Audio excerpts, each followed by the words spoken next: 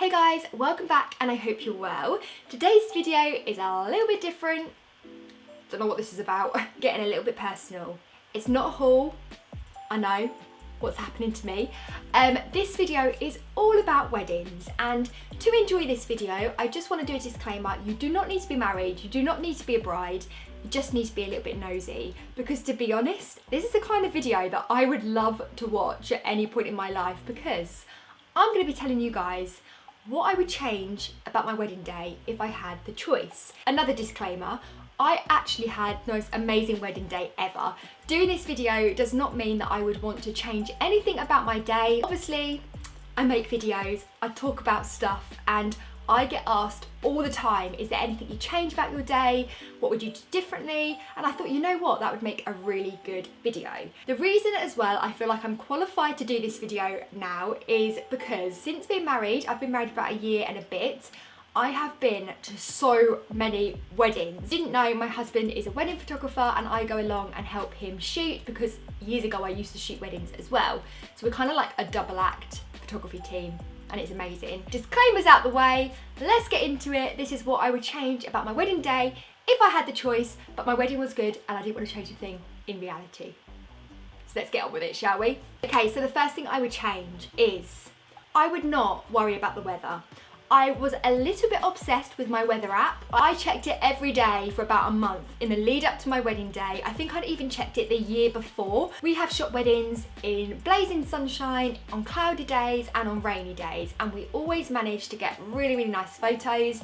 So the photography side of things, it doesn't matter. The only thing it does affect is obviously everyone can't hang out outside, but on our wedding day, we got married in May, it was actually a little bit cloudy and a little bit chilly. It didn't affect the day at all. In fact, I didn't even really notice that it wasn't sunny, because you have such a good day, you don't care. As long as you have a venue where there is some inside area as well, where guests can hang out and chill out a bit, it really doesn't matter. And if you don't have any inside areas, just invest in some really nice colourful or white umbrellas. So then we have the cake. The cake. We technically ate £600. We ate it. £600. I sometimes do contemplate all of the things I could do with the £600 that I ate on the wedding day, but you know, each to their own. So one thing I would do differently is I would not spend £600 on my wedding cake. Obviously, I don't want to throw shade on anyone that does wedding cakes as a business, because you are amazing for being able to make cakes like that. But I personally felt, for me, on my day, the budget for my wedding cake was not £600, and I did maybe spend a little bit too much by getting a bit talked around to it. I would go and visit 4 cake people, get quotes, get ideas, look on Pinterest, look at ways that you can save money on your cake. Going for a naked cake is a really good idea because they're not as time consuming. They look amazing in photos as well. I love a naked cake. They're really rustic, they're quite trendy at the moment. I wouldn't go for anything icing heavy if you're wanting to save a little bit of money, because obviously it's all about time. If you don't have any budget for a wedding cake and you're worried about it and it's bothering you, get a family friend to make it. Most of the weddings we have photographed this year have had a family friend or someone friend-wise that really likes making cakes. They've made their cake for them, and you know what? They look just as good, and a fraction, if anything, of the price. You are just eating your money and it's pointless.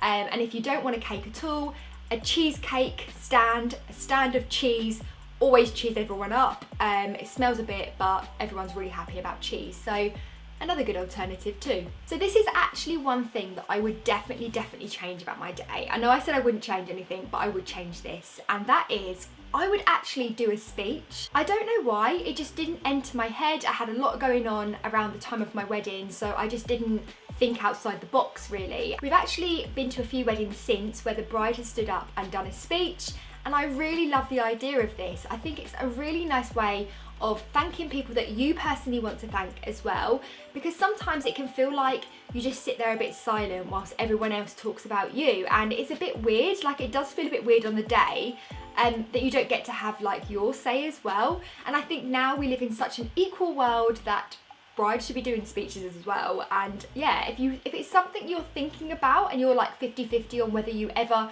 would do a wedding speech, go for it. But definitely something I would change about my day. I would definitely stand up and do a speech.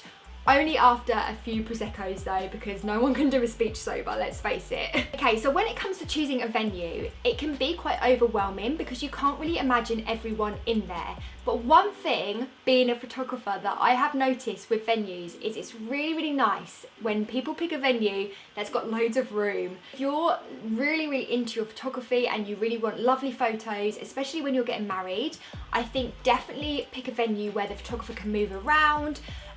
Maybe sometimes a church can be quite restrictive because the vicars don't always like photographers to move around behind them. If you are really, really wanting that kind of amazing first kiss shot and the rings and all of that kind of details from your day, then definitely look into the venue itself and where you actually get married.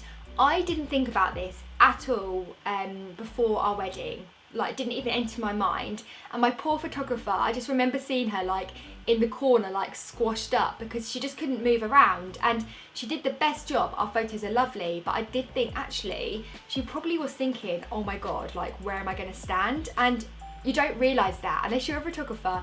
You just would never know that. So yeah, I definitely think pick a venue with a bit more space, get married outside if it's possible. And yeah, if you're after those shots, you've got to think about how the photographer can move around, and yeah, talk to your photographer if you're unsure. Have fewer drinks in the evening so you can actually remember dancing. Gone. My mind is blank. Okay, so not a very important one, but still one to remember. During the confetti tunnel, you walk through, everyone throws their confetti at you. It's amazing, it's really fun. But you don't feel like that when you're walking through it. And in fact, you pull some ugly faces. I think I have one of me where I'm like, it's not good. Pretend you're loving it. Pretend you're loving all the confetti going down your top, in your mouth, in your hair, in your ear holes, wherever that confetti is going. Love it, embrace it, smile, walk slow, gracefully, because I can tell you now, I did not do this and I wish I had of. If there are things on your wedding day that you want photographed, you have to make sure they are out and ready. The day goes so quick for you, but it also goes so quick for people working there as well. And I think we had a bride recently and she had hung her dress up, she got her shoes out, she got her bracelets out and laid everything out ready. And Chris literally just went in and took a picture and it was done. Getting ready in your house as well, it's always a good idea to kind of like pop clutter away. If you want some really nice shots of you by a window, make sure there's no desks and no furniture in the way. This is stuff you could do the day before as well. You don't have to do it the morning before.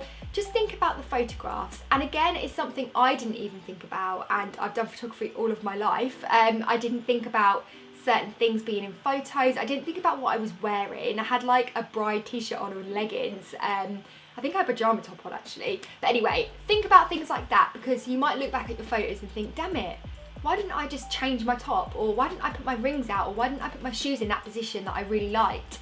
It's always good to kind of help the photographers out, because it can be a hectic, full-on day and they can't read your mind either. And then lastly, I think the biggest thing from my day that I would personally change is when Chris gave my bouquet away to one of his friends.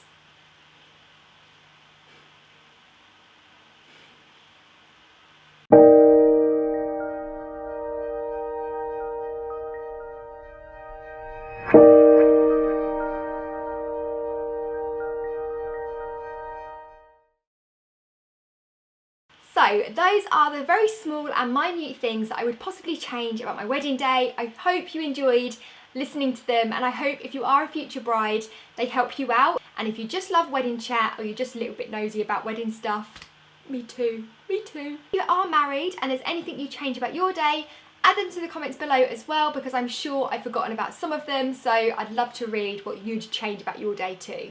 And if you have missed today's haul, then don't worry, there is one coming midweek, so it is on its way midweek.